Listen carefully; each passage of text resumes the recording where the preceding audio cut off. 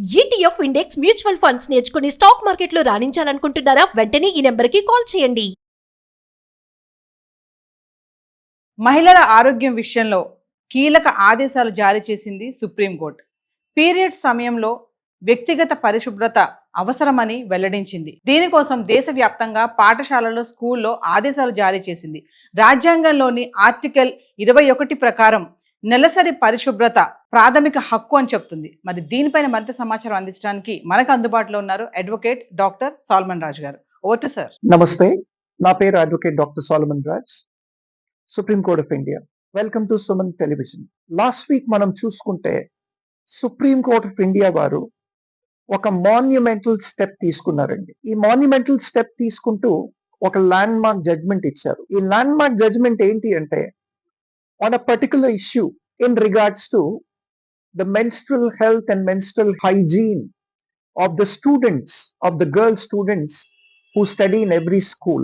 ఇదేంటి అంటే, first time in the history of India supreme court కానీ ఎనీ అదర్ కోర్ట్ కానీ ఇట్లాంటి ఇష్యూస్ లో మొట్టమొదటిసారి ఇండియా హిస్టరీలోనే ఒక చక్కటి మాన్యుమెంటల్ స్టెప్ తీసుకొని స్టేట్ అడ్మినిస్ట్రేషన్స్ ని, తర్వాత స్టేట్ గవర్నమెంట్స్ ని, యూనియన్ టెరిటరీ అడ్మినిస్ట్రేషన్స్ ని డైరెక్ట్ చేయడం జరిగిందండి. ఇదేంటి అంటే, అమ్మాయిలు స్కూల్కి వచ్చినప్పుడు వాళ్ళకి ప్రాపర్ మెన్స్ట్రల్ హైజీన్ లేకపోతే, మెన్స్ట్రల్ అవేర్నెస్ లేకపోతే, ఒక మెన్స్ట్రల్ సైకిల్, మెన్స్ట్రల్ హెల్త్ లేకపోతే, మెన్స్ట్రల్ అంటే ప్రతి నెల అమ్మాయిలకు వచ్చే ఈ మంత్లీ మెన్స్ట్రల్ సైకిల్స్ అండి. ఈ మంత్లీ మెన్స్ట్రల్ సైకిల్స్ లో ప్రాపర్ హైజీన్ మెయింటైన్ చేయాలి, ప్రాపర్ హెల్త్ మెయింటైన్ చేయాలి.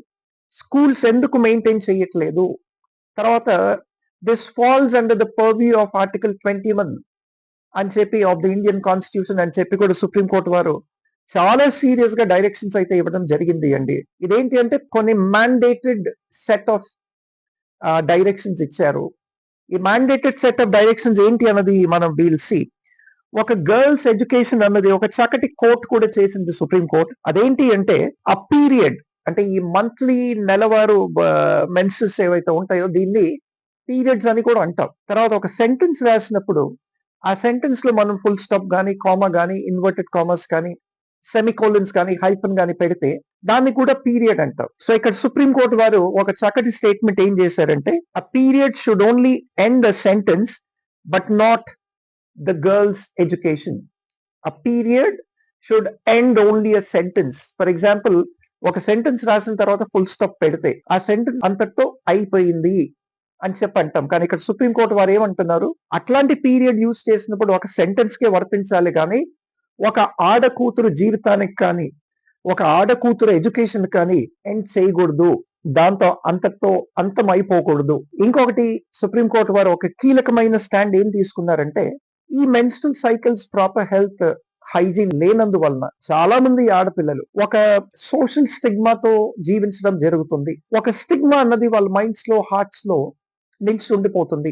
దానివల్ల వాళ్ళు చాలా సఫర్ అవుతున్నారు. ఎడ్యుకేషన్ వైజ్ కానీ, వాళ్ళ కెరియర్ వైజ్ కానీ, తర్వాత లైఫ్ వైజ్ కానీ, వాళ్ళ అప్బ్రింగింగ్ కానీ, తర్వాత వాళ్ళ అప్గ్రేడింగ్ ఇన్ లైఫ్ కానీ, ఇవన్నీ కూడా చాలా వాటికి కర్బ్ అవుతున్నాయి. కాబట్టి మేము ఈ సెట్ ఆఫ్ మ్యాండేటరీ డైరెక్షన్స్ ఇవ్వడం ఎందుకు జరుగుతుందంటే, ఫస్ట్లీ ఇట్లాంటివన్నీ కూడా అరికట్టడానికి, రెండోది to tell the state governments and the union territory governments and administration that the liability of maintaining menstrual health lies on the state government. ఎందుకంటే it falls under the purview of Article 21 of the Indian Constitution అని చెప్పి కూడా supreme court వారు చక్కగా ఈ stand తీసుకున్నారండి. ఇక్కడ ఏం చెప్పారంటే, article 21 of the Indian constitution ఏమంటుంది, దాన్ని తీసుకొని సుప్రీం కోర్ట్ ఏమంటుందంటే, every citizen of India has a right to health.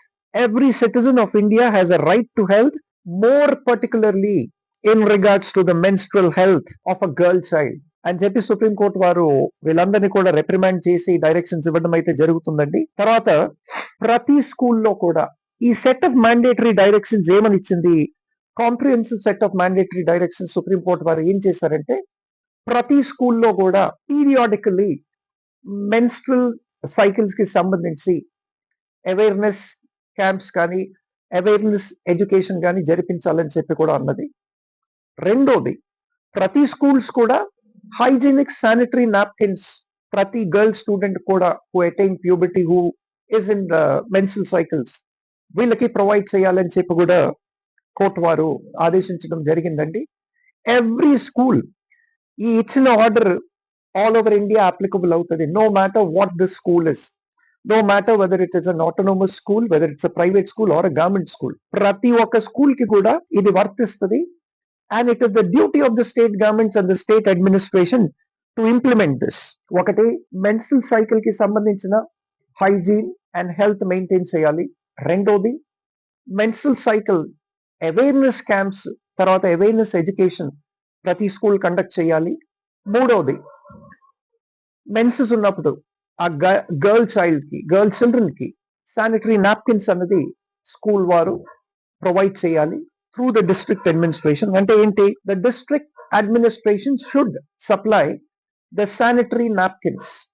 ఇప్పుడు ఇన్నేళ్ళు చూసాము, గత కొన్నేళ్ళు, అంటే నేను చిన్నగా ఉన్నప్పుడు నేను చూసింది ఏంటి, ఎక్స్పీరియన్స్ చేసింది ఏంటంటే, చాలా మంది ఇండియాలో, ఎస్పెషలీ నార్త్ ఇండియాలో కానీ, అంటే పేదరికంతో చుట్టుకున్న వారు కానీ శానిటరీ నాప్కిన్స్ అన్నది వాడకపోయేవారు, గుడ్డను వాడేవారు. అది ఒక రోజు వాడిన తర్వాత మళ్ళీ దాన్ని ఉతుక్కొని మళ్ళీ డ్రై చేసి దాన్నే ఓవర్ అండ్ ఓవర్ అగైన్ వాటినే వాడటం, మళ్ళీ అట్లా పెట్టేసి మళ్ళీ నెక్స్ట్ మంత్ వచ్చిన తర్వాత వాడటం, ఇట్లాంటివన్నీ చూశారు. ఇట్లాంటివన్నీ చేయటం వల్ల ఏమవుతుందంటే దే గెట్ ఫీకోరల్ డిసీజెస్ అండి, తర్వాత ఫీకోరల్ కాంప్లికేషన్స్ వస్తాయి. దీనివల్ల మార్టాలిటీ కూడా జరగవచ్చు. ఇది టోటలీ అన్హైజీనిక్. సో ఇండియాలో పావర్టీ ఉంది కాబట్టి పావర్టీ రేట్ని అరికట్టడానికి India is working a lot. కానీ ఇప్పుడు బెగ్గర్స్ కానీ, లేదంటే రోజు లేబర్స్ కానీ, వీళ్ళు ఒక 80 రూపాయలు, 120 రూపాయలు, 160 రూపాయలు పెట్టి ఒక 5 శానిటరీ నాప్కిన్స్ కొనుక్కొని వాడగలరా ఆన్ మంత్లీ బేసిస్ అనుకుంటే లేదు. ఎందుకంటే వాళ్ళు రోజు వెళ్ళి లేబర్స్ ఒక 100 రూపాయలు 200 సంపాదించుకొని తెచ్చినప్పుడు వాళ్ళకి తింటాకే దానికే సరిపోదు, వాళ్ళ డైలీ నీడ్స్, డైలీ నెసెసిటీస్ కే సరిపోదు. అట్లాంటి పరిస్థితుల్లో ఒక 120 రూపీస్ కానీ 160 రూపీస్ కానీ పెట్టి శానిటరీ నాప్కిన్స్ కొనుక్కోగలరా అంటే కొనుక్కోలేని పరిస్థితి. కాబట్టి ఇవన్నీ కూడా సుప్రీంకోర్టు వారు చక్కటి అబ్జర్వేషన్స్ చేసి, it is the duty of the state administration, ఎందుకంటే ప్రతి స్టేట్ గవర్నమెంట్ కానీ, ప్రతి యూనియన్ టెరిటరీ గవర్నమెంట్ కానీ కొన్ని ఫండ్స్ అనేవి అలొకేట్ అవుతాయి, ఎస్పెషలీ టు మెయింటైన్ హెల్త్. ఈ హెల్త్ ఫండ్స్ ఏవైతే ఉన్నాయో వీటి నుంచి they should definitely supply sanitary napkins. So ఈ మ్యాండేటరీ కాంప్రిహెన్సివ్ డైరెక్షన్స్ అన్నది అన్ని స్టేట్స్ కి, అన్ని యూనియన్ టెరిటరీస్ కి అయితే సుప్రీంకోర్టు వారు ఇచ్చారండి.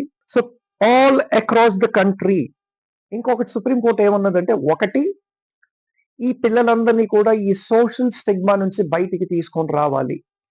ఆ సోషల్ స్టిగ్మా నుంచి బయటికి తీసుకొని రావాలి అంటే the contribution of the state government and the state administration and the contribution of the union territory and the union government is very important, including the central governments. ఒకటి. రెండోది ఏంటంటే, ఈ కాంప్రిహెన్సివ్ సెట్ ఆఫ్ డైరెక్షన్స్ ఎందుకు ఇచ్చారు అంటే, వీళ్ళందరినీ కూడా ఈ ఇన్ఫెక్షన్స్ నుంచి దూరం పెట్టి ఇట్లాంటి ఇన్ఫెక్షన్స్ అన్నిటిని కూడా కర్బ్ చేసి ఎరాడికేట్ చేయాలన్నది కూడా సుప్రీంకోర్టు వారి విజన్ ఒకటండి. తర్వాత మూడోది ఏంటి అంటే, ప్రమోటింగ్ ఈక్వాలిటీ. ప్రమోటింగ్ ఈక్వాలిటీ అని సుప్రీంకోర్టు ఎందుకు అన్నదంటే, ఈ కాంప్రిహెన్సివ్ సెట్ ఆఫ్ డైరెక్షన్స్ లో ఇంకొక చక్కటి డైరెక్షన్ ఏమి ఇచ్చిందంటే, ప్రతి స్కూల్లో కూడా జెండర్ బేస్డ్ టాయిలెట్స్ ఉండాలి.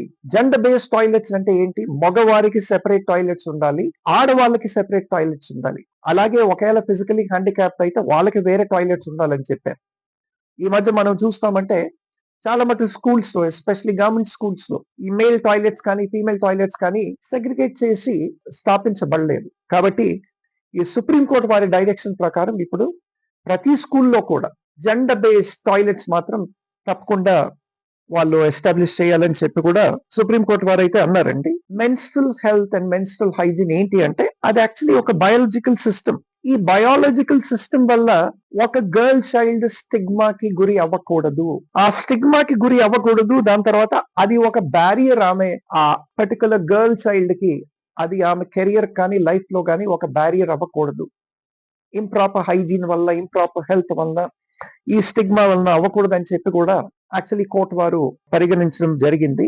ఒక చక్కటి అబ్జర్వేషన్ ఈ సైటేషన్ లో ఏంటి అంటే, supreme court said this falls, the menstrual health and menstrual cycle falls under the ambit and the purview of article 21 of the Indian constitution. Article 21 of the Indian constitution ఏమంటుందంటే, no person shall be deprived of his life or personal liberty except according to the procedure established by law. అంటే ఇక్కడ ఏంటి, ఈ menstrual health గానీ menstrual hygiene గానీ maintain చేయకపోవటం వల్ల ఏమవుతుందంటే every girl child is actually deprived of a life or personal liberty. కాబట్టి in order to maintain the personal life and the personal liberty, the liability lies on the state governments and the union territory governments అని చెప్పి కూడా అంటే article 21 of the Indian constitution దీన్ని coat చేస్తూ చక్కటి elaborative comprehensive mandatory directions అయితే ఇవ్వడం జరిగిందండి. దీనివల్ల చాలా మటుకు పావర్టీలో ఉన్న వాళ్ళు, గవర్నమెంట్ స్కూల్స్ లో చదివే పిల్లలందరూ కూడా ఒక గ్రేట్ రిలీఫ్ అనేది చెప్పుకోవాలి. Hats off to the orders of the supreme court of India. Thank you.